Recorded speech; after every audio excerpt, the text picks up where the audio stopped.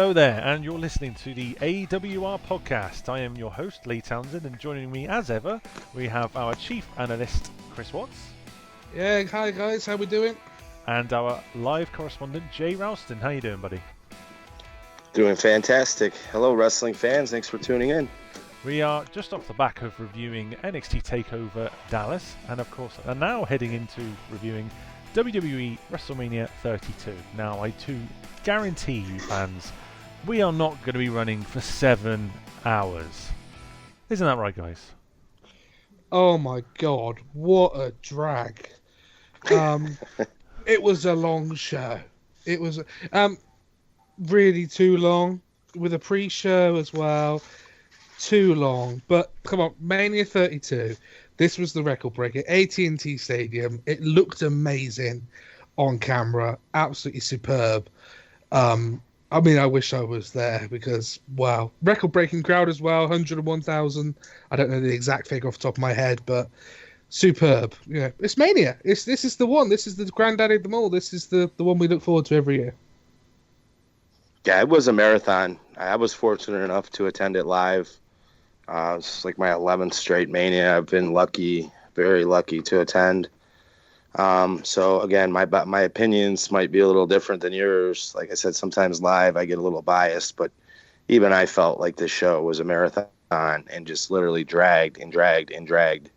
And when I looked down and saw that it was almost 10 o'clock and Roman Reigns and Triple H still had to make their intros, I was like, you've got to be kidding me. Like, this is hands down the longest WWE pay-per-view in history, including the WrestleMania 4 where there was a 16-man one-night tournament. Like, it has to be, right, guys? You got to wonder whether they were trying to put the crowd to sleep before Roman made his entrance. So that hoping maybe that they wouldn't shit on it as hard? Or? Exactly. They were hoping the crowd would go on so that there would just be silence rather than the deafening boos that we heard. Oh, my God. The one thing that I wanted to ask, sorry, Lee, if you were going to ask this, we were checking Twitter because obviously we were sat nice and comfortable in our house drinking cider and eating food. The massive queuing issues at the stadium and actually getting in to watch the event was really difficult. What was the story there? Honestly, I can't tell you because I literally walked up, and bear in mind I was late getting my tickets as I usually do. You guys know me. I'll wait till the day of the show, a couple hours before the show, trying to find the right tickets at the right price. You know me, I'm a stickler with my seats.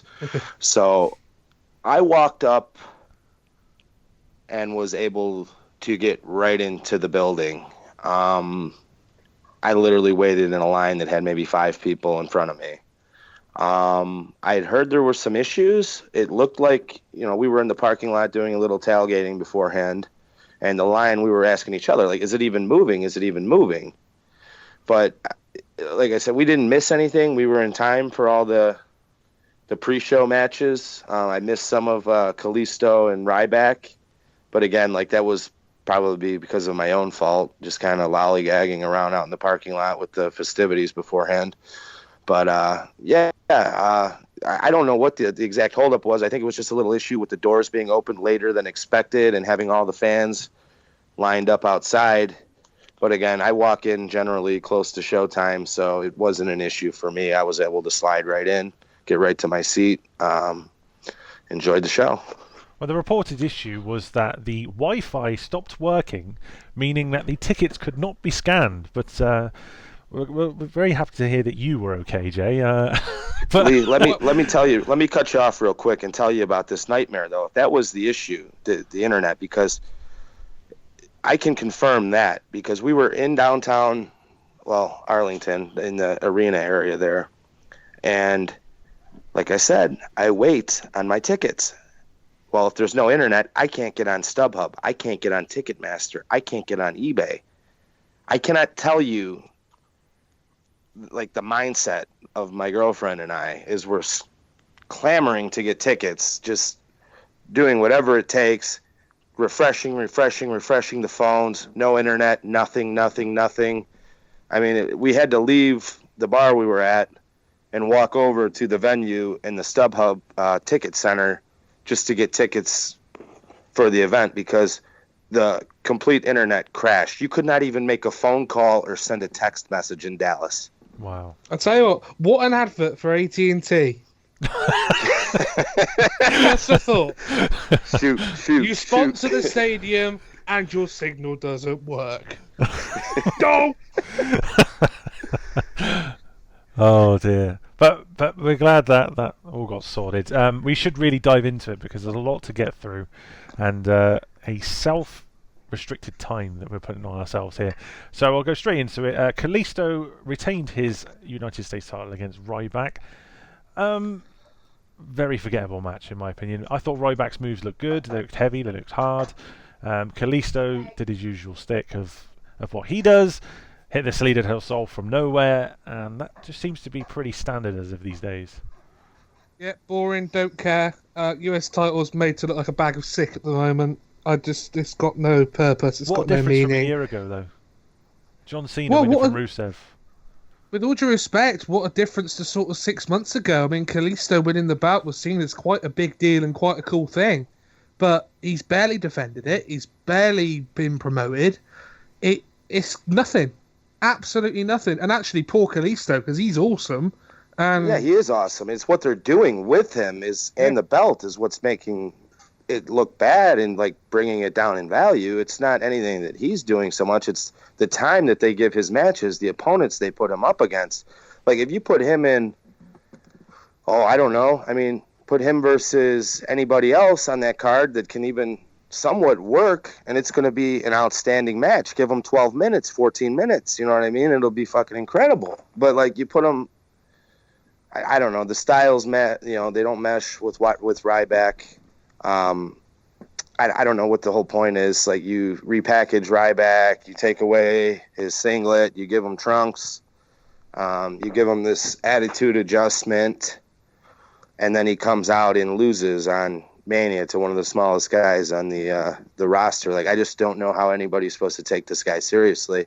Like I know I'm personally not a fan of his, but I just I feel like if you're going to give the guy a legitimate chance, this isn't the way to go about it. Like, I mean, I was all about the new look and the attitude adjustment and all that. But I don't know. I felt like if you're going to truly push this guy, he needed to go over here, and maybe a run with the U.S. title wouldn't be the worst thing. I don't know. What do you guys think? To me, whoever's in creative who decided to give Ryback trunks needs shooting in the face. The guy that gets chanted at Goldberg, they decide to put him in black trunks. I'm sorry, but who is making that? They might as well give him the jackhammer as a finish.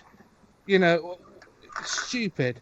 I like the fact that he had a new look, but make it a completely different look. Make him a completely different character, because with all due respect, he's been around for 3-4 years now, and it's the same old rubbish. I kind of buy into the whole big guy character. I kind of like it.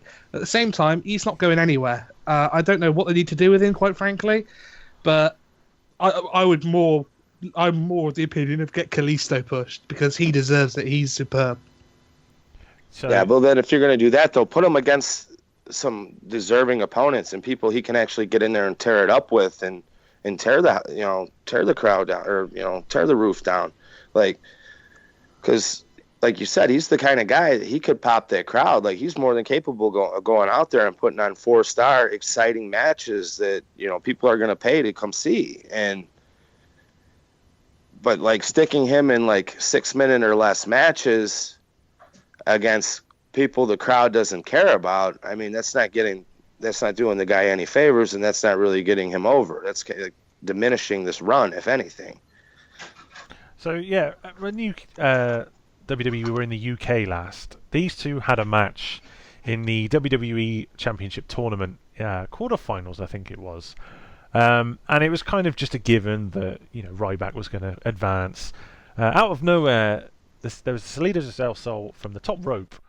Kalisto got the win. I sat there live for 5 minutes in shock, and that's not going to happen here. I'm expecting Kalisto to win now. It doesn't work. I just don't care about Ryback. Simple as that. Who should care about Ryback? He's a nothing character. He's stale as hell. He can't cut a promo. He's reliant on big, strong moves, which are the same moves he was doing 3 or 4 years ago. Fair enough, he's added a bit of a drop kick and a top rope dive, but I don't care. Don't care. Sorry, I'm not invested in him at all. Yeah, I could care less about Ryback. Move on. Move on, we shall. To a match that I'm sure Chris was even more emotionally invested in. The team of Total Divas defeated Bad and Blonde. The real talking point of the match, well, there's two. I'm sure Chris will think of the other one, but the main one would be Brie. It being her last match, she got the winning submission. Chris, do you want to talk about what I think you're going to talk about? Lana's ass. There we go. Is a thing of beauty. Lana is a thing of beauty. My God, she kind of, to see Lana in ring gear, I just like, Rusev, you lucky guy. Honestly, she's gorgeous, and yeah, I don't know what she sees in him. Well, I'll tell you what, Rusev can crush that, because honest to God, wow, I don't quite get how it works biologically, but anyway, no, Lana's gorgeous, and it's actually good to see her finally work a match. The one thing I'd say is that I thought this is going to be like a complete Mark comment, but I actually kind of thought all these girls deserved it, because the Total Divas showing that they do a lot of work, so it was quite cool that they all got their little chance to kind of shine on the show. And I must say, completely controversial comment, but Eva Marie, she has come on leaps and bounds in the ring, and I know that she's a natural heel and she's always going to have heat, but I really don't think she's now that bad. I used to absolutely despise her, but she's really come on. I must say I was quite impressed. Yeah, she's definitely worked hard, man, and is like working for her spot. Like she's a natural heel. I feel like the crowd wants to boo her, and I mean, as long as she was trained by Brian Kendrick. I mean, so how can that be a bad thing? You know what I mean? He's an outstanding worker, and hopefully he continue. What he taught her rubs off on her, and she continues to improve, because I do notice the improvement, and I do notice her effort and all the work that she's put in, and she is improving. But as far as the match as a whole, yeah, it's good to see those girls get on, because they do bust their ass on the show. And they do bust their ass in general. They're on the road every week, 52 weeks a year, away from their families. And they put in the work, too. And there is minimal time and minimal spots for these girls on the roster. A lot of times it is like in a revolving door. One comes in, challenges, loses, or wins, and then drops back down to the bottom of the pecking order. And then they're not to be seen or heard of for a while until it's their turn again in the rotation. So, yeah, I mean, it was good to see these girls get a bone, similar to like what they're doing with the rest of the roster now with the Battle Royal. At least everybody's getting on Mania, getting a payday that deserves it. So, yeah, I was all for it. And who could, like Chris said, bitch about seeing Lana's ass? And before we move on, just a quick word on Brie, this being her last match. Kudos. I don't think you can knock the Bellas. I think they've really done well, I think. I like Brie. Kudos. She's retiring on the biggest stage of them all. She's going to go home. She's going to get some dragon, and they're going to make little dragons. So, fair play to them. They can go off now. They've made a ton of money and live a happy life. Nothing but respect. Yeah. Well done. Yeah, you got to respect her. She's a class act. Nothing but kind every time I've met her. Like she's not out there putting on 5-star matches and isn't one of the best divas of all time or best women's wrestlers of all time. But with that said, she's earned her spot. She works hard. And, I'm happy that, she got a proper little send-off like she did on WrestleMania. She deserved it for all the years she's put in. And it does kind of suck that Brian's career was short early and, now she's leaving. So, I mean, for them to give her a moment like that was it was bittersweet. Sure thing. We'll move on to the final match of the pre-show, and I actually thought it was the most forgettable of all three. The Usos defeated the Dudleys. The Dudleys seem to have forgotten who they are halfway through the match, or at least forgotten their recent persona. When they chant along with the crowd that they're going to get a table, something that they said they're never going to use again. And then after the match, they actually do go and get the table. The Usos, to horrendous booing, I must add, splash the Dudleys through the table. What is going on? I'm not a fan of the Usos, and I know that a lot of the fans here in the U.S. have turned on them as well. I'll be honest, for their attitudes are terrible. I mean, their matches, I feel like, are nothing really to get too excited about.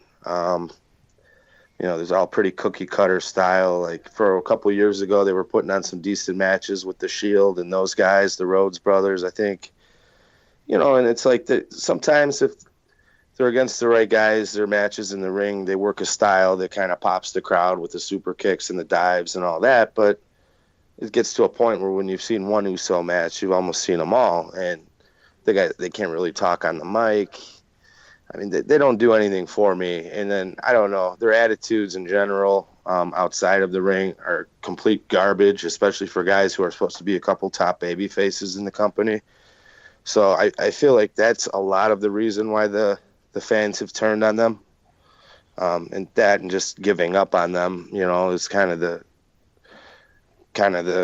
reason, because they're not doing anything. And I mean, granted, they've either been hurt or WWE hasn't used them, but I feel like in the times that WWE has given them, they haven't really made the most of it. And that's just my opinion. Yeah, I've got a loaf of bread in my cupboard that's 2 weeks old, and the Usos are more stale than that bread. They suck. They are, as you quite rightly said, every match is the same. I think even the kids are kind of like, do you know what, this is lame now, They're just the same thing. And again, I agree. To me, they don't look like wrestlers. To me, I don't know, they are just characters. Along with that stupid entrance, and, Stupid. It's horrendous. Yeah, absolutely. And the fact that every match has the double dive over the ropes and the splash, and no offense, but when you've got tag teams like the Revival, like American Alpha, like Enzo and Cass, the Usos look very, very poor against them. The Dudleys, I agree with Lee, your comment about their seeming attitude change, but they are still the veterans who are in there to try and do a job to get these guys over, but they're wasted on the Usos. Fortunately, they're redeemed on Raw when they do the spot with Enzo and Cass. That's superb, and the Dudleys can only bring them on. But no, very poor. And yeah, forgetful match. I could care less about this match. Personally, for me, I think I turned on the Usos myself when they were awarded last year Tag Team of the Year, despite being inactive for pretty much all of it. And the first time I noticed the crowd booing them, again, this is just me, it might have been before, was it the Royal Rumble? They had a match with the New Day, and the crowd didn't take to the Usos too well then either. No, because they're boring. It's the same thing all the time. There's only so much. They've been the same act for how many years now? Too many. It's just the same thing. And again, I will be perfectly honest. Please, Lee, don't take the Slammies as gospel. It really won't do you any good, man. But no, they're just again right. Compare the New Day to the Usos. The New Day are over. They've got charisma. They can talk. They can work. The Usos can barely put a match together and can't cut a promo. They got nothing going for them. No, I think that's as good a space to move on as any. We'll move on to the match that absolutely infuriated me. It was the opening match, which was the Intercontinental title match. I'm not going to list all 7 men, but we will say that Zack Ryder, who was my favourite back in 2009, has won the Intercontinental title here in 2016. And I must say it was for 24 hours, where he lost it to The Miz, and the returning Maurice got involved. So the short story goes that Sky Bet listed Zack Ryder as the favourite for this match 24 hours beforehand. me being me, the smart wrestling fan, well, they've got that all wrong. I put on a certain amount of money for Owens and a certain amount of money for Zayn, and Zack Ryder went and bloody won it. So essentially, Lee lost a lot of money on a predetermined wrestling match. I did. So, Lee, you saying that Zack Ryder was posted as the favorite? The favorite. Clear. Yeah, How? Zack Ryder was posted at 4-11, which is massively odds on. In betting terms, he was a cert. And Lee actually sent me a message at the odds, and I was just like, oh my god, no way. But then it kind of twigged in terms of, because obviously I deal with betting stuff, they must know something. Now, I must say, Lee, in fairness, nothing has come out about this on any of the dirt sheets or anything like that. No one's cottoned on to the fact that Zack Ryder was so well fancied by the bookmakers. Really, really bizarre. Yeah, I didn't hear what you. I mean, I didn't hear that he was the favorite. Like, I honestly forgot he was even in the match. Like, I thought it was either going to be Owens or Zayn. Yeah, Absolutely. You guys know I'm a big mark for Owens. He's my favorite thing going right now. Sound like a broken record. I've been watching him 12 years plus. Watched him all over the country. Seen him in Canada. I love the guy. And there was a moment briefly when he came out, his music hit, and he walked out onto that stage fired up. And my girlfriend, who has now been to 18 straight pay-per-views alongside of me, looks over at me and points to her arm, and the hair is just standing straight up on her arm and, mirroring mine. And I was, it just goes to show, though, how, like, Owens has been this is his first WrestleMania. I've been watching Owens 12 years, but she's known of him for less than a year now. But the fact that, like, this guy can capture the fans and the fans gravitate towards him and believe in him and buy into what he's selling. I mean, kudos to him, because he truly is one of the best going that they have right now. I mean, because I think everybody buys what he's selling. That pop that he got at Mania, like, that was legit. That was probably the biggest pop out of all 7 guys in that match, I would say. Yeah, I agree absolutely. with that from the camera point of view, yeah. And also, one thing to just quickly mention is, at this point, finally, I think the majority of the crowd were in. So, that everyone's face when they come out and saw that crowd, again, as you said, especially Owens, I mean, to see that many people was just mind-blowing. And again, the right match to open with as well. The IC ladder match, that should be a regular spot for the match now, because as most wrestlers will say, if you're not on the main event, the other key match is the opener. Get the crowd hot and get them excited. And I thought this was a superb match. I really, really did. Yeah, It was one of my favorite matches of the night. I loved it.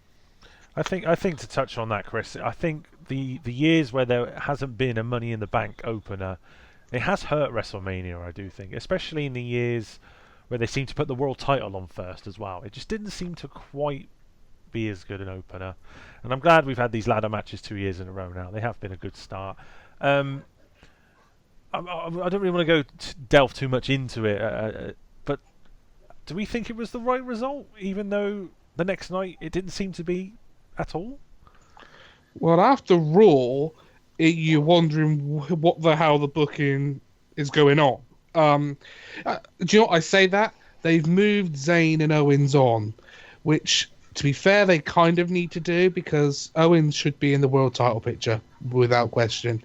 It's a little too early for Zayn, but I think they're gonna naturally have the Zayn and Owens feud now for the next few pay-per-views. In terms of Zack Ryder, look, it's the dream story, isn't it? In fairness, when you actually think about the build-up, you can kind of see it coming. I've always dreamed of being a WrestleMania, blah blah blah.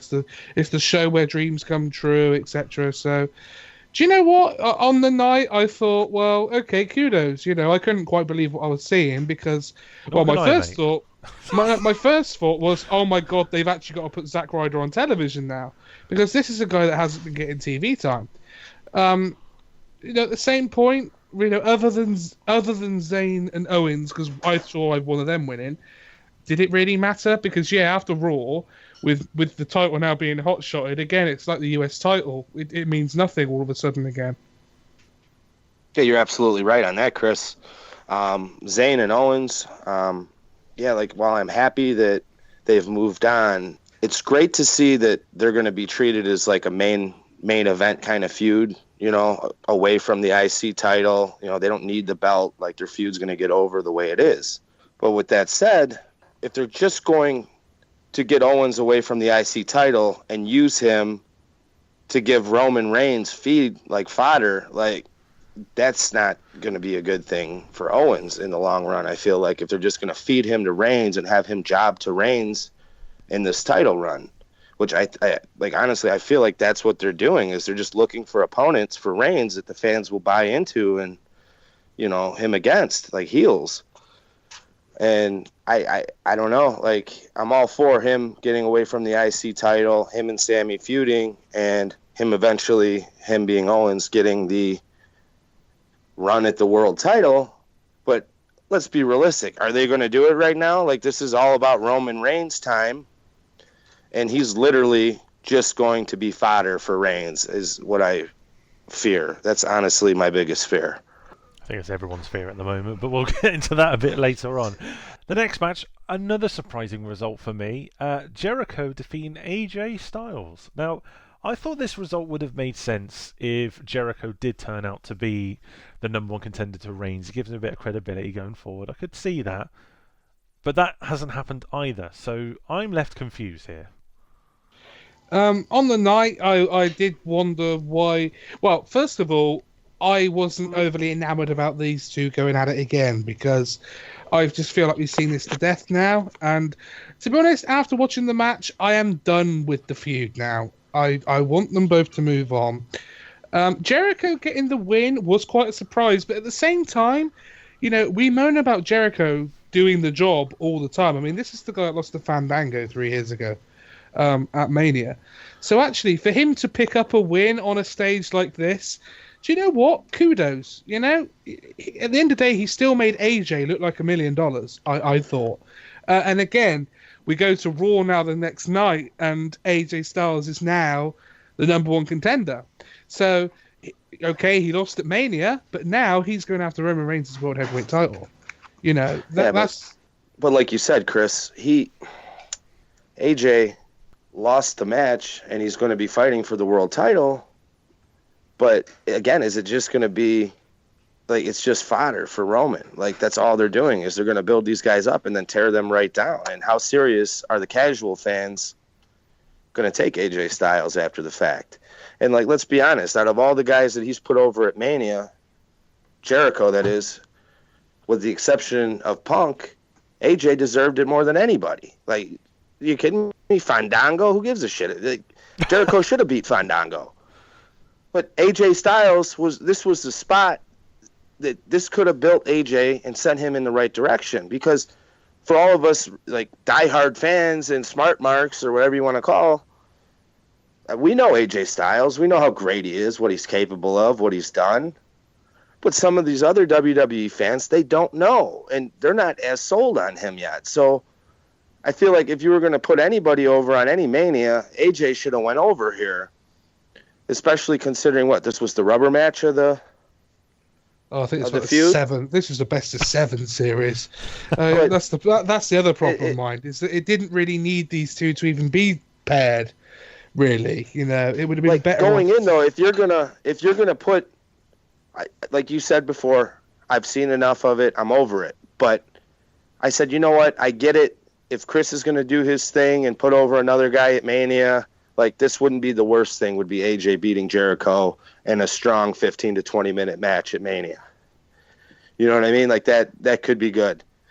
And then, like you said, well, if Jericho is going to be the one to go against Roman, then it makes sense. But then they just go around and do the complete opposite thing. So it's the booking was just atrocious in this.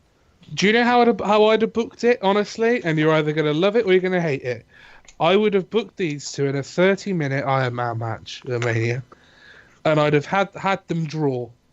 and leave it at that. 2 falls apiece. And then they can come out the next night and say, do you know what? We're even. We're even. One day we'll find out who's the best. But for the time being, then leave the feud. So then they're evenly paired up. There's no, at the end of the day, out of Mania, I think Jericho still made AJ to a point. But, and I agree, though, unfortunately, with your comment with regards to Reigns, he is going to be, fodder now, unfortunately, to the hidden heel machine, I'm going to start calling him. But, unfortunately, I mean, this match as well, by the way, 17 minutes, and it felt like a long 17 minutes. I was kind of bored. Yeah, again, like I said, I saw it the one time live. Again, maybe I'm biased. I wasn't bored live. I enjoyed it. It came across just fine. I am going to check it out again on the DVD, and I could very well have a different opinion. But, live, I enjoyed it. Like I said, I'm a fan of both the guys. I was looking forward to it going in. I really wish they would have given AJ his moment at the end and made him look strong, really strong coming out of Mania, because I don't feel like he really got over in this match and even in defeat, like you're saying. Like, I would have to disagree with that. Like, I don't think it was that good of a match to where it made both guys look like $1 million no matter who won. Like, it was a fine match, and like I said, live it came over good, but it wasn't a great match, and I know what AJ's capable of, but I don't know if any casual fan feels any better about AJ Styles after that match. Sure. Moving on, we look at the League of Nations defeating the New Day. I think a good place to start as any will be the big box of Bootio cereal on the stage. Amazing. Yeah. I thought this was cool. I thought really cool. A nice visual. I thought the promo was lacking a little bit, but then I suppose it was a bit standard, I thought. Yeah, but I suppose when you think about it, the main bit was the crowd just chanting "New Day rocks." That's the main focal point of the New Day. They're over like anything. It's amazing how over they are, to tell you the truth. Kudos to them, because they're as funny as hell. They're brilliant. Love them. Yeah, so entertaining. I love the entrance with the Bootio cereal. Like Chris said, great visual. It was cool. Like, I was all for it. The promo was what it was. Nothing special. But again, they are so over, man. They're white hot, and they come out. Everybody's on their feet chanting at them. It's cool to be a part of. Sure thing. What did we think of the match, guys? And especially not just the match, but the decision very, very late on that this was just going to be a 6-man tag and put Barrett on the outside. And now I know Barrett was the winning factor in this match, but a very late decision to take him out of it. Yeah, you get the impression that Vince realised that the curtain... You're leaving in June, aren't you? Okay, no, you're not going to have a match. At the end of the day, do you know what? I think if you're King Barrett, you don't care. At the end of the day, apparently he has given his notice on his contract. His contract expires in June. He's all but done. Well, that's exactly what it was. He's done. They knew he was done, and they didn't want him to have any part of any glory. Like, I loved even how at the end, at the big moment when all the legends came out, how New Day immediately pulled Barrett out of the ring, and he didn't even get to interact with those three. Like, he was just out of the equation. I don't know if you guys noticed that or not. Sure, I didn't even notice that on the night. That does make sense now. Yeah, I didn't notice that on the night. Because they were saying how it was 4-on-3, and then Woods and the New Day pulled out Barrett and made it 3-on-3. Like, they wouldn't even let him touch the legends. I suppose it brings up his indie fee if he does that. And of course, Barrett was then kicked out of League of Nations the next night on Raw. So I do wonder if we're actually going to even see him again before he eventually leaves. I would doubt it, to be honest. It's a shame. But a shame, massive shame. But there we go. That's his life. He'll still do all right. I'm sure he's a talented guy. He just had such a bad break for somebody who was supposed to be like pushed to the moon, and they were so high on, just between the injuries and then bad timing every time he came back. I mean, he just did too bad for him because he was talented, and I would have liked to see him have a legitimate shot at, having a good career. But, hopefully, I mean, he can leave WWE and do something else and still be successful because he is a hard worker and, a genuine good guy, I think. Yeah, I think you got to look at the last year. I mean, it was just over a year ago, or just under, sorry. He became King of the Ring in what was a very, very good match with Neville. The next pay-per-view, he was on the pre-show facing R-Truth, and I think getting beat by him, if I remember correctly. What is that about? Well, in all honesty, and it sounds horrible, but it don't really matter now because they've lost him. No, they have. They've lost him. They've lost what is a very good talent. And yeah, they've booked him horribly. Dare I say it? The injuries haven't helped. As soon as he did get a little bit hot, he then had a shoulder tear, or the shoulder popped out, or whatever. The injuries really did hamper him. But when he come back last, he trimmed down. He's looked good, but he's never really sparked. He's never really had that push, whether it's down to creative or whatever, I don't know. But, I mean, the way the wrestling landscape is now, though, he will be absolutely fine. He can go to Japan if he wants. He's a big guy. He's got a good work style. He'll go to Japan. He can do indies.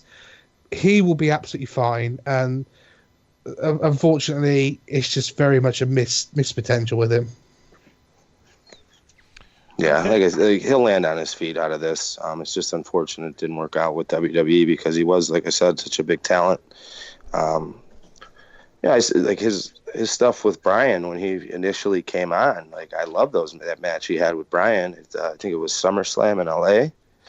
And granted, Bryan could have a great match with a broomstick, but I just thought that there was so much potential there, and it was too bad because like every time he did come back from injury, it's like they wanted to push him and they started to push him, but then they would pump the brakes and pull back for whatever reason that I don't understand. And, WWE likes to blow our minds with this stuff all the time. Like, good luck trying to figure out what they're thinking. I just recently heard about how Kevin Dunn, not a fan of Kevin Owens and a lot of these guys. And it's just, to me, it's an absolute joke. You know what I mean? These guys are coming on, putting the best matches on the show, getting the biggest reactions, and you're going to sit there and do everything to try and hold these people down and go against the grain and not let them be superstars. Like, I just don't get it. Mr. Bucky Beaver, Mr. Kevin Dunn himself. That could get me soon. Never mind. Nice one, Chris.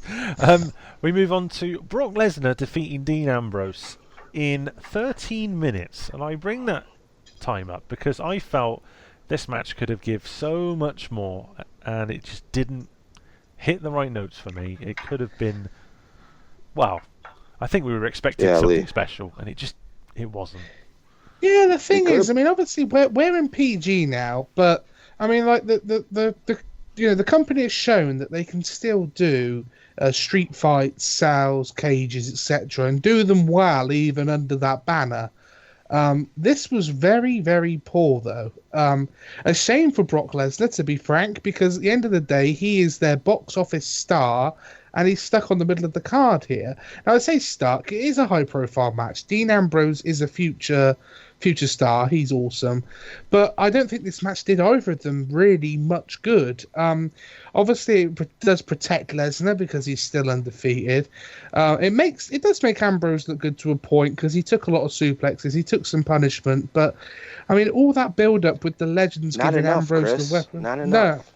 No, I agree. The legends giving Ambrose the weapons and that sort of thing. And they weren't even touched. I just thought, what a damp squib. And do you know what killed this even more for me? Is that neither of them were on Raw.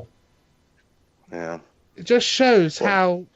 I think actually, the more I think about it, with them not being on Raw, it might have kind of diminished Ambrose a bit, I must say. Yep, exactly. And we do a little, the group of us will do a pick-em kind of pool leading into Mania where we'll pick the winners and then assign confidence points to who we think is going to win and, has the best chance, etc. And this was, I'll be honest, one of the toughest matches to pick because, obviously you want to say, well, Lesnar's going to win, But then, well, if they're doing this, what was the point for Ambrose? Like, this is going to go one of two ways. I said either Ambrose is going to somehow find a way to win, and they're going to put him over, which I highly doubted, or he's going to take enough of a beating to where he looks phenomenal in defeat. And then when, like you said, he comes out still standing on Raw the next night, battered, beaten, cuts a promo about how he's still standing, where's Lesnar, etc. That makes him look good. But I feel like he didn't take enough of a beating. They gave him, like you said, 13 minutes. It's a joke. It was supposed to be a main event match. And, like, if you're going to have Ambrose come out of there and look good in defeat, he needs to take the beating that he can take. And I've seen him take on the indies time and time again back in CZW and such. Like, he's a lunatic in every sense of the word. And they had an opportunity to where Lesnar could have been protected, still been undefeated, and Ambrose could have looked like $1 million in defeat. And they gave him 13 minutes and didn't do enough, not nearly enough. Like, and I'm an Ambrose fan, but, like, it didn't do anything for me. No. Shame. Absolute shame. Unfortunately, with Lesnar, I'm sorry, but you can see the forward booking with him. He's got another 2 years to go. His only loss in those 2 years is going to be to Roman Reigns at WrestleMania 34. Simple. It is. It's what's going to happen. That's why they gave Lesnar the streak, because whoever beats Lesnar is going to be made. Well, no. Never mind. It's a shame, because this could had the potential to be the best match on the card. And if anything, it was probably, apart from a couple of others, maybe one of the more underwhelming ones. Yeah, and that is the best way to describe it. A real shame to what this match turned out to be. What wasn't a shame, though, was I can't call it a Divas match anymore. The women's match, or Superstars, whatever you want to call them now. Charlotte defeated Becky and Sasha Banks. I'm still surprised at the result. However, the match itself blew me away. Awesome match. Best match on the card, I thought. You can call them superstars, but we do have to remember that these women do have vaginas, so we can call them women, and we're not breaking any PC rules, okay? Men are men, women are women. It doesn't matter, okay? They are all superstars, yes, but call them women. Superb. It had a real big fight feel. Shame for Becky Lynch that she didn't get anything sort of personalised in her entrance, because Sasha got Snoop Dogg, and Charlotte got an awesome firework pyro and the big robe. Becky Lynch got smoke. But no, I thought it was a superb match. 3 NXT women who have come up and dominated, and they really gave it their all. My slight knock is that I thought that Sasha Banks should have gone over. I thought this was the time to give her the belt. But I can't grumble, because Charlotte is a great heel champion. It was either going to be one of them, but I thought Sasha really should have won it. But, great match, though. Yeah, Charlotte, like you said, is a great heel. She's a great champion. And I get why they want her to be the first, women's quote-unquote champion. I get that, but, like, I do also think that Sasha should have been the one to go over. This was her time. She was ridiculously over. Charlotte was going to be over no matter what. This was the moment. Like, make Sasha, give it to her, and let her run with it. I did love Charlotte's entrance. The robe, I thought was a real nice touch. Like reminiscent of her father and stuff. I thought it was great. I do love the way that they've gone the direction with her, where she's the dirtiest player in the game for the women's division, and learning from her father, and has him in her corner. Like, I'm a big fan of that. I also couldn't agree with you more about it being the best match on the show. For me, fun factor wise, I enjoyed the opening ladder match more than anything, but pound for pound wrestling match, like, this was perfect for me. They had mixed in, some great wrestling, some great 3-way spots, great high spots. That moonsault by Charlotte, oh my God. the tope con hilo, which I don't know if she was going for a suicide dive or what, but Sasha, when she almost landed on her head out there, that was something else too. One thing I do want to make note of from the live perspective, it was weird because it was almost like being at like a tape TV broadcasting, because on above the big screen they would put like woo up there, and the crowd would woo. Or during New Day, they would put up New Day rocks, and the crowd would chant New Day rocks. They were like trying to coach the fans on like what to do. I'm sorry, I can imagine the message for the last match. Like, can you please not boo him? Please, just once, can you cheer him so it looks good, please? The only thing that I want to ask and put it out there about this match now. I love Ric Flair. I'm starting to get a little bit annoyed with the overuse of interference in matches. And again, it happened here. Do you think that's getting a little bit stale now? Because I must admit, I'm getting kind of bored of that now. I like that he's there, but him getting involved... I get it. You had to get it over initially. That's her mentality now, and she's the dirtiest player in the game. But I think she's established that. And on a stage this big, I don't think it was necessary for him to interfere like that. Like, I think that you let that have a clean finish. You know what I mean? And even if you want to go with the heel, you let them, you let Charlotte win it clean and prove that, hey, I'm capable of doing this on my own. Something like that, you know what I mean? She can be a heel. She can use the ropes as leverage or whatever. But having Rick do the whole interference again, I just thought, no, not again. Not in that spot. I agree with that. Yeah. Yeah, total agreement here. Thanks for taking my question from me, Chris. But we'll move on. But... Yeah, cheers. We move on to was probably the most confusing, most hyped, and most interesting match on the card. It was Undertaker defeating Shane McMahon in Hell in a Cell. How did you two feel about this match going into it? Because honestly, I didn't know what to think. I was buzzing my boobies off. Shane McMahon coming back was a huge moment on Raw a couple of months ago now, which is frightening to think it's been a couple of months. And the whole him taking over Raw, I tell you what, that crowd reaction whenever they mentioned him taking over Raw, do you know what? That was half a pop because they love Shane and half a pop because they actually do want to see something different on Raw. The authority angle is stale, and I think Shane coming back and this whole storyline represented maybe a change, coming. Shane versus The Undertaker, though, made zilch sense. It made no sense. It made no sense that Vince sided with Taker. That made no sense whatsoever. At the same time, the match is so ludicrous that you can't help but be intrigued. Because, like I said to you, Lee, this is the kind of match that you would kind of do on your video game.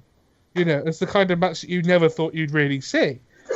But yeah, it's happening, and yeah, you kind of like, well, I don't know what's going to happen. So let it roll. I was excited heading into it. Yeah, I didn't know what to think going into it. Like, it was so back and forth on how they were going to book this. I know deep down I was excited for the match.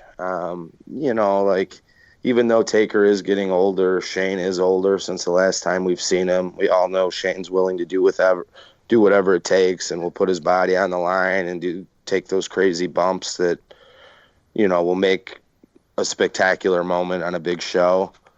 But I didn't know what either of these guys would be able to do in this, and I didn't know the direction the WWE was going to go with it. I would have loved for, like you said, them to go with Shane actually taking over and go with a new direction outside of the authority, because I think that is what the business needs right now, a breath of fresh air, and to get some of these younger, more talented guys in the limelight.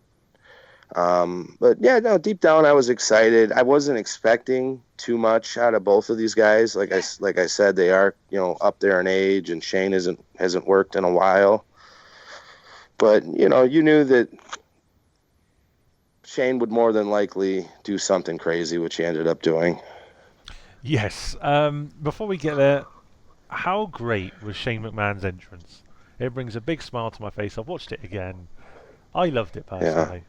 Yeah. My girlfriend and I, we loved it. Both of us. We looked at each other and says, "Man, how cute is that, man? Like, the kids and everything, the money falling, like the Shane Shuffle." It was, the Shane Shuffle. Like it was really cool, man. Like we both dug it, and it's like one of those moments, and then it just kind of sank in for a minute after Shane finally did have the match, and Shane took that dive. It's like, man, he came out with his kids, had his kids front row, and then they had to sit there and watch that. You have to query his parenting, but they can only watch his dad die. I mean, come off it. He's got his wife there, like, okay, I might die, love you. No, superb, absolutely brilliant. Just nice to see, wasn't it? Like it was one of those feel-good moments that you don't really get often. Like it was a genuine thing that you could tell he was really, really happy about that. So yeah, cool. God alive, it was like my dream to do that as a kid. I mean, come off it, It's 100,000 people, but no, brilliant. And clearly the highlight was the jump, the dive. Yeah. Absolutely. That was just insane. Like and it's like after they created the new cage, like I was under the impression they created it so guys wouldn't do that. Like we haven't seen anything close to that since Foley or whatever, but since they came up with this new structure. And they've almost made it to the point where it's too high. You know what I mean? So my girlfriend looked at me after he did it, and she's like, I knew he was going to do it when you told me how crazy he was and all the things he used to do and the vignettes I saw. And I was like, well, honestly, I didn't know, though. I didn't expect that because, like, that's just absolutely insane. Like, you got to be nuts to do that. And, I mean, kudos to him. Yeah, he's not a great wrestler, and the match wasn't 5 stars and whatever, but, like in that moment right there, I mean, it's absolutely breathtaking when you're sitting there live and you see that happen. It's just, it's spectacular. Like, and good for him. Like, I applaud the guy for being so wealthy and so powerful, but still willing to do that to his body. I mean, all the McMahons, really. I mean, we can sit here and knock the product and how we hate the direction it goes in sometimes, but you can't deny the fact that they are willing, all of them are willing to do whatever it takes for best of the business. Well, I mean, my overall comment on the night, and Lee was here, was, God, he landed like a sack of shit. I mean, literally, he kind of hit that table. It was just like, ouch, that hurt. It don't matter how much padding might have been there. My God. And Kyoto was right on top of him. He had him like rolled up for a pin almost. He had his legs held back. But what I love is that finally, after it must be years, the actual wrestling move that you can do in the video game, where you climb to the top of the cell and you can jump off an elbow drop, has actually been done. For years we could do that in video games. It was never quite recreated. But no, they've got their visual, haven't they? That's the thing. They've got now a piece of video that will stand the test of time now as one of the moments of WrestleMania 32. And that was it. Yeah, and kudos to Shane McMahon. Yeah, very much so. And then the Undertaker did go on to tombstone him and pin him. I've got to be honest, disappointed with the result because I wanted Shane to, take over Raw. Shane did take over Raw the next night, and it wasn't very good. Do we see any future in this storyline? No, but I do see that the Authority might be going. I think they might call wraps on that. One thing I did want to mention, just briefly, I don't know whether you guys kind of read into it or anything, but a big rumor going around. At the end of the match, Taker kind of removed his gloves and left his gloves in the ring. Now, that's seen as quite symbolic in that might be the last match he's wrestled. And I must admit, I kind of got the impression, looking at Taker's face after seeing Shane jump off the cage, and he kind of thought, like, nah, sod this for a laugh anymore.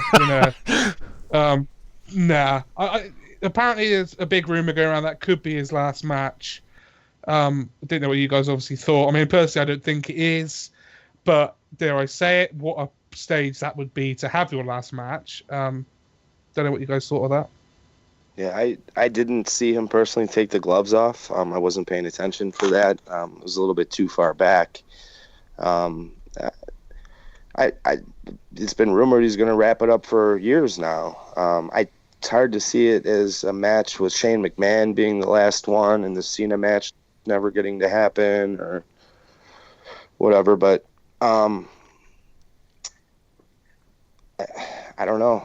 Like I feel like he's going to have another match. If that is the last match, I mean, it's not the worst way to go out. It was a great moment in the match with Shane jumping off the cage. Like you said, it'll stand the test of time. I don't know if it's his last match or not, honestly. Like, selfishly, I hope that we get to see him one more time, because, like, going in, while, yeah, I was hoping Shane might win and we might get a new direction, I didn't see Undertaker losing and retiring. I feel like eventually this match with Cena has to happen. And I also feel like, as far as the direction of the company, I don't see the storyline really going anywhere. I thought going in that Shane would probably just disappear after Mania, like he was here for a fill-in, because of all the injuries and such, and the name value that they were lacking for the biggest show of the year. So I don't know if this was just like a one-night thing with Raw. It didn't really seem like it was going to stick around and go anywhere. I don't know if, I'd be all for a change with the Authority, Chris. How would they go about that? Like, what do you think would be the direction they would go, and like how soon do you think they'd start heading that way? Honest to God, you know what? I wouldn't have an Authority figure. I think it's quite blasé now. I like what William Regal does on NXT. I like his role on there. He's kind of like the general manager. He gets involved when key decisions have to be made. He's not a heel or a face. He just kind of makes decisions when he has to. That's what I quite like. And actually let the talent do the work, because that's the problem. All the shows on, all the Raws leading up to Mania have been about getting the Authority over. And it's got stale. Don't make the show now about Authority figures. Make it about the guys in the ring. And just have a general manager there to kind of... I mean, do you know what I'd love? Someone like Mick Foley to come in as kind of like the commissioner again. Just to make matches, be there for a couple of skits, but it's not all about him. That would be superb. Right, where they're not actually playing a role in the matches and the outcomes. And exactly. I would be all for that. It would be a breath of fresh air, much needed. Very much so. Moving on, we had Baron Corbin winning the Andre the Giant Memorial Battle Royal. Now, he wasn't even part of the Sky Bet Request a Bet list. That list was long. Really, really long. He wasn't on it. So, are we shocked that he won it? Yeah, but at the same time, actually, it was a really good call in the end. Let's be honest, that title has as much prestige as a fart, really. I love Andre the Giant, but let's be honest, it did nothing for Cesaro and nothing for Big Show, so it doesn't really matter. But it gets Corbin on the main roster, it gives him automatic credibility. Fine for Corbin. I mean, obviously the key story coming out of the match was Tatanka never even got an entrance, and yet he was in there. But Shaquille O'Neal and the Big Show. In terms of... I'll be honest, this is going to sound awful because the US fans are probably going to go like, what? But I don't really know Shaquille O'Neal all that much. I know he's obviously a basketball guy and that, but over in the UK, I don't think he's all that big. But that was a cool spot. And again, that's a WrestleMania pop thing, and it's the what's it called? The mainstream credibility that the event is after, having a guy like Shaq there. So yeah, it did its job. The crowd needed to come down after the Hell in a Cell. So perfect. And then looking back now at the list of names, Corbin was really the only choice to go over.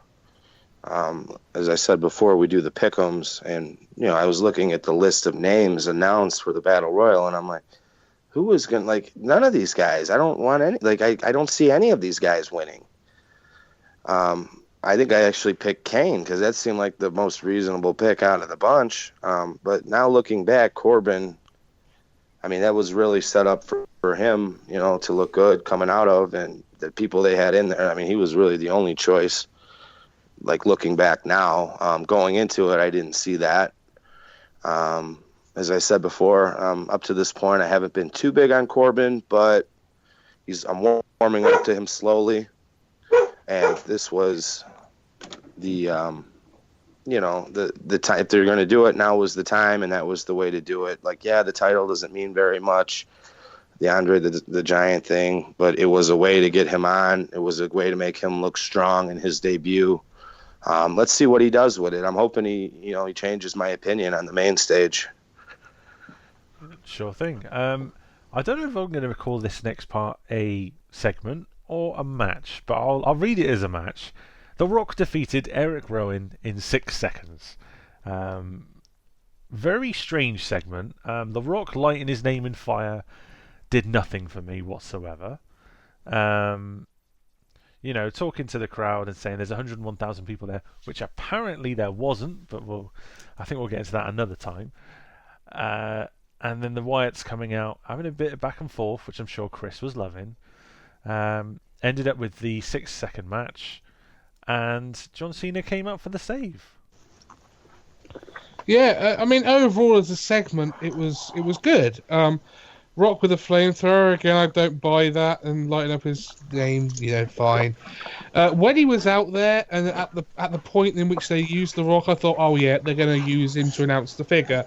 101,000, which is absolutely superb. It's a worked figure, like any event is, it's a worked figure. However, apparently the official ticket buys I have read are somewhere in the region of 96,000. Apparently, they increased the worked figure number by 4%. So, now, I read a statistic somewhere that all the recent WrestleManias, they've worked the figure by over 10%. So that shows you like how significant the actual ticket sales to the figure they've given is. So, in actual fact, I mean, this Mania grossed $17 million at the gate. Superb, and kudos. The back and forth with the Wyatts, I mean, I was worried going into Mania that they weren't booked. But then, after sort of listening to his podcast, actually, on Sam Roberts' wrestling podcast, I said to you, Lee, I said, Summit's planned. Summit is going to be doing Summit. And it turns out it's this. In actual fact, in that podcast, he confirms that he is injured. And he can't do much. Hence why he hasn't been in matches and stuff. Perfect spot for them. They had all the fireflies and the stadium lit up. It was great. The Rock obviously working a match was a massive shock for everybody. Great. And again, now there's another record, and he's got the quickest match, which poor Eric Rowan is all I can say. And then of course we get Cena come back, which as much as the Smarks might not like, but kudos, because at the end of the day he is the main guy. This segment was a win for me. I enjoyed it. I really did. Yeah, it was a win for me too. It was funny because I had looked over at the guy on my left at the stadium, and I said, "What? The Wyatts weren't booked for this?"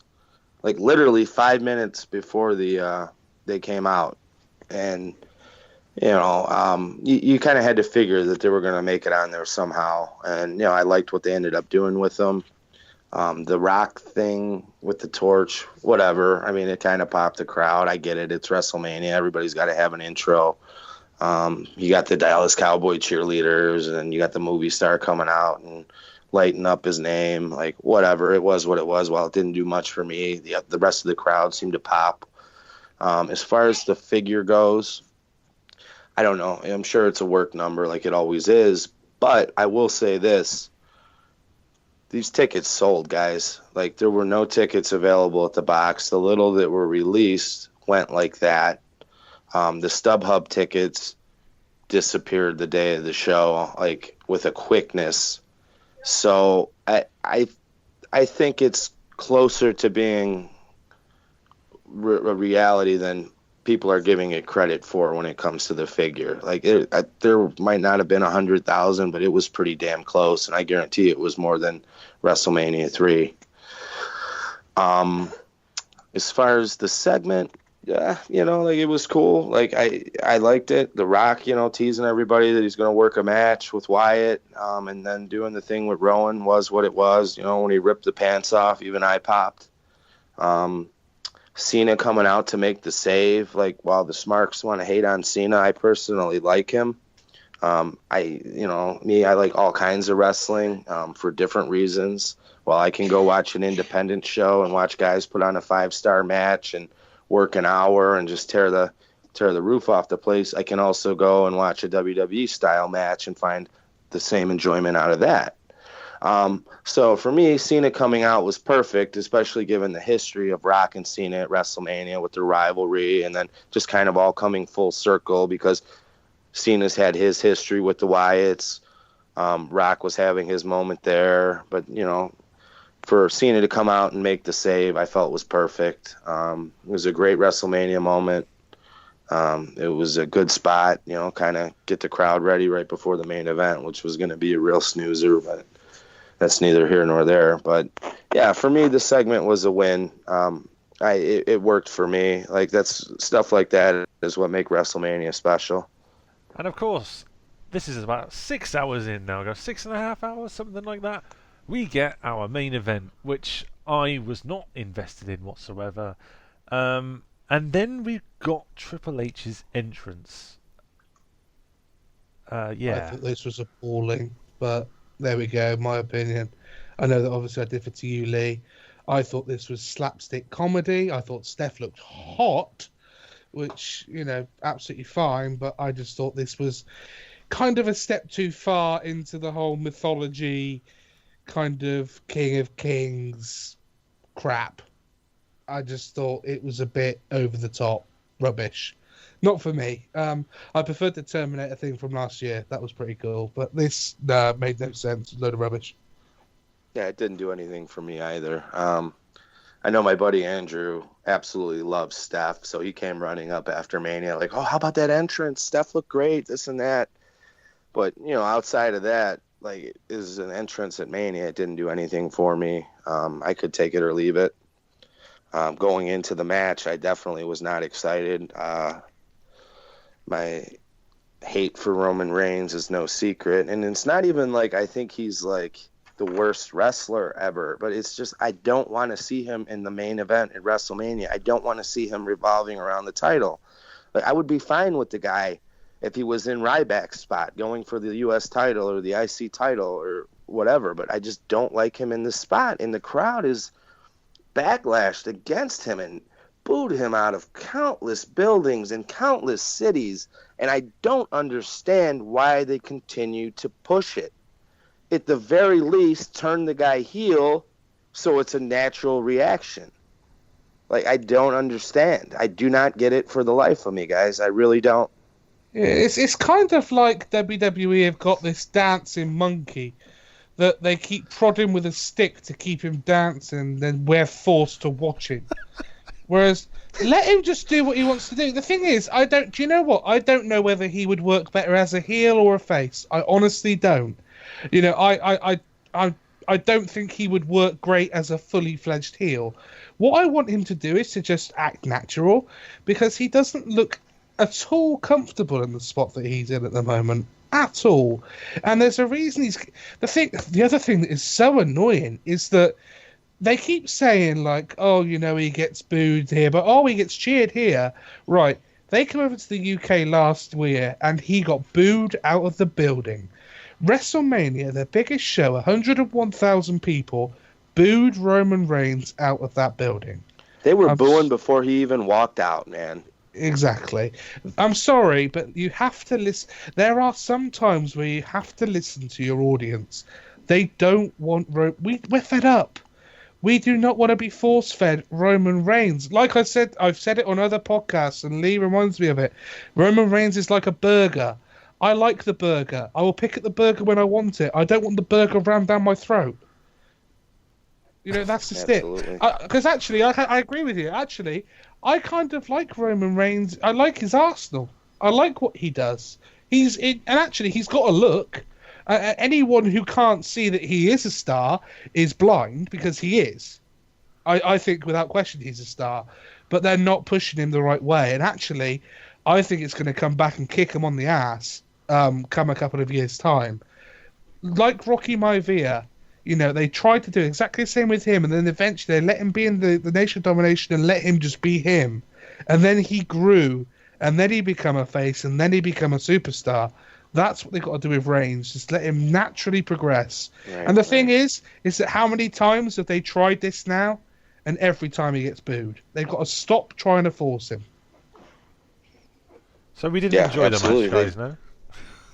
Do you know what? No, That's the problem. That's the problem. The match also sucked. Yeah, it dragged. It reminded me, like I said to you, Lee, it reminded me of Randy Orton and Triple H at WrestleMania 25. Heading into the match, they had this like blood feud where they hated each other, and they kept beating the hell out of each other and kept really riling each other. And then they get to WrestleMania and they have a nice little wrestling match with lots of holds and mat work. I'm sorry, but no. You thought that they would have learned their lesson from that. Like, they knew going in that the crowd was going to shit on this. What did they think? What did they think? And then you're going to close the show with this garbage? I don't understand it at all, fellas. The fact, I know that the title match should close WrestleMania, but actually, the fact that this in particular closed the show is not good. Because it's left a sour taste in my mouth. To be honest, it's left a sour taste in my mouth with Triple H, because he's one of the best workers ever, and there's no denying that. But even he was poor, I thought. Fair enough, he did the honours by letting Roman Reigns beat him in the middle of the ring, but he did nothing to help Roman here at all, because the match was poor. Very, very poor. Did not enjoy it at all. No, me either. Likewise. I must admit, the spear to Steph I thought looked pretty good, but in saying that, it was completely and totally readable what was going to happen. And I think he even said it to you out loud, Chris. I said he's going to spear Steph here, because they were just stood there kind of waiting for him to run along and spear, and it was so poorly done. It was greatly executed, don't get me wrong, but the setup was poor. He speared a tit, that's why. And he didn't go for the chest, he went right for the boob. Fair play to him. Good bloke. And you knew Triple H wasn't going to get disqualified with that sledgehammer. I mean, come on. Yes, a highly predictable and terrible match to end WrestleMania 32. What were your overall thoughts of the show, guys? Watching it back, I thought it was a fair show.